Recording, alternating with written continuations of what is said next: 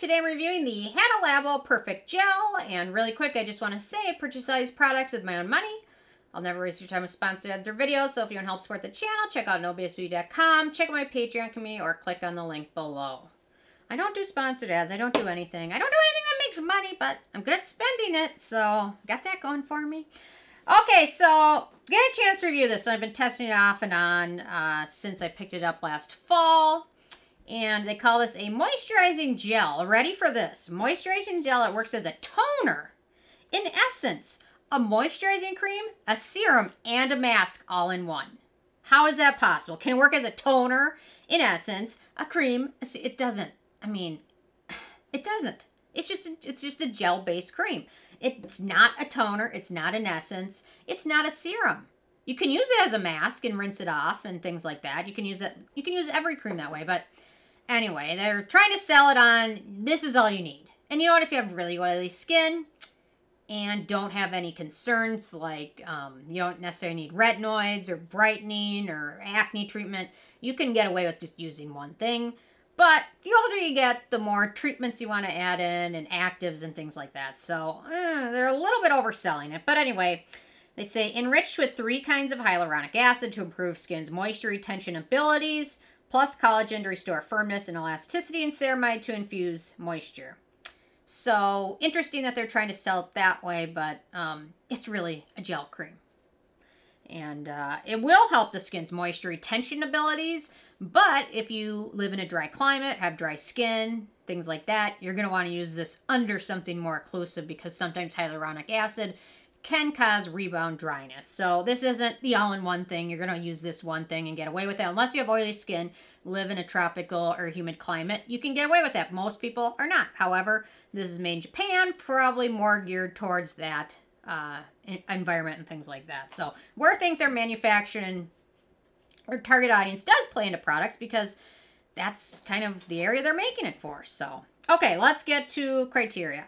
Packaging, not a super crazy fan of the jar packaging, but to be honest, there's really not a lot of ingredients in here that are easily degraded with exposure to light and air.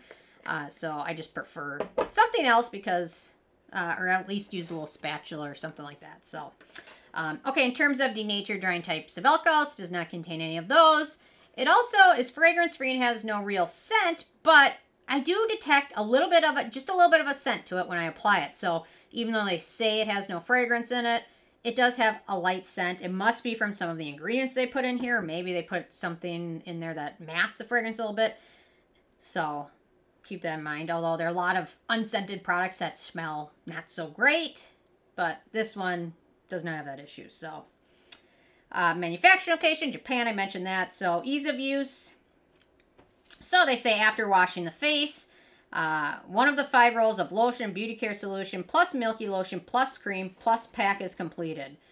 So 4 kinds of hyaluronic acid, dense, thick gel, just delivers moisture deep into the stratum cornum and confines it, moisturizing skin with gloss and elasticity, smooths over skin easily. I found I really preferred using this one in my morning routine under a thicker sunscreen or a mineral sunscreen. Layered nicely with the majority of sunscreens, not all of them, but most of them did. And then if I use this in my evening routine, I make sure to use a thicker product over it to seal it in. So I will say that this jar is huge. A little bit of it goes a very, very long way. So I've been using it now for a while and it's nowhere near empty, but smooths over skin really easily. And works pretty well with other products for the most part, with the exception of a sunscreen or two. So very nice, absorbs pretty nicely, and worked well in my morning and evening routines. So there we go. Wonderful gel texture. I really like gel textured things, although to be honest, I use them a little bit more in the summer than I do in the winter. Winter's drier and summer, I can get away with it. So, okay, so antioxidants and beneficial ingredients in this one. We got hydroxyethyl urea, which is a urea derivative. It's a hydrating ingredient as well as a humectant. And humectants attract moisture and water to the skin, which if you don't use a more occlusive thing over it, sometimes they can dry your skin out in the long run. So it's good to apply something more hydrating over it. We've got squalane, gray ingredient, antioxidant, skin identical ingredient, hydrating ingredient. Then we've got acetyl acid, which is also known as super hyaluronic acid. We've got hydrolyzed hyaluronic acid, which is nano-ized hyaluronic acid.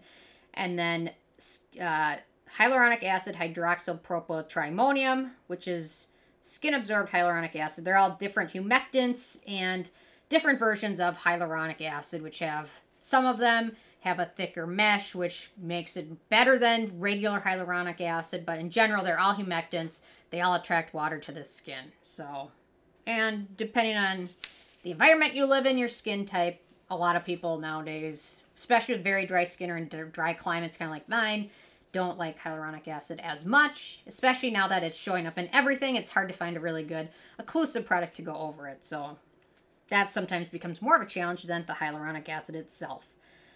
Okay, then we've got hydrolyzed collagen. It's a chemically chopped up version of collagen. Works as a good moisturizer and humectant and helps the skin hold on to water. You cannot apply topical collagen to your skin and think it's making collagen. It just doesn't work that way.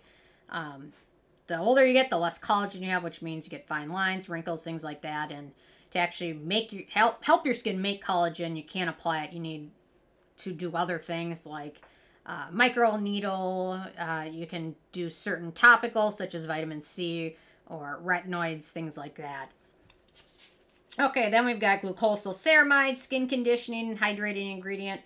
We've got suizenzino-polysaccharide, which is a skin conditioning ingredient. Then we finally have α-glucan, humectant, and skin conditioning ingredients. So, not a crazy exciting ingredient list, but if you use this under a nice occlusive moisturizer, this one will help your skin stay hydrated. Has a nice ceramide in there. Squalane is a great ingredient as well. In terms of animal testing, Hada Labo is not cruelty-free. If you're interested, I did a whole list of K&J beauty brands and their cruelty-free status, which is not easy to find for a lot of them, so you can check that out.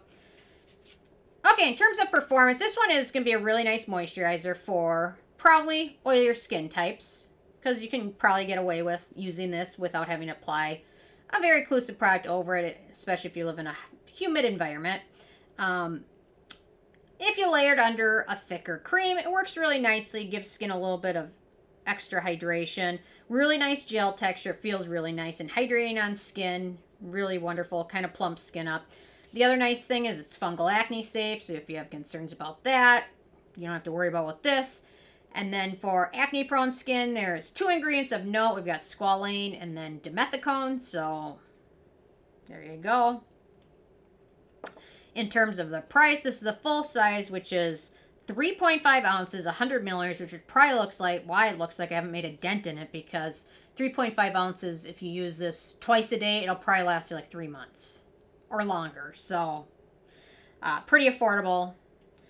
In terms of the it factor, I like it. It's it's affordable, it's fragrance free, friendly for oily skin, fungal acne prone skin, can be layered for dry skin. Not the most exciting ingredient list, but still a good, affordable moisturizer.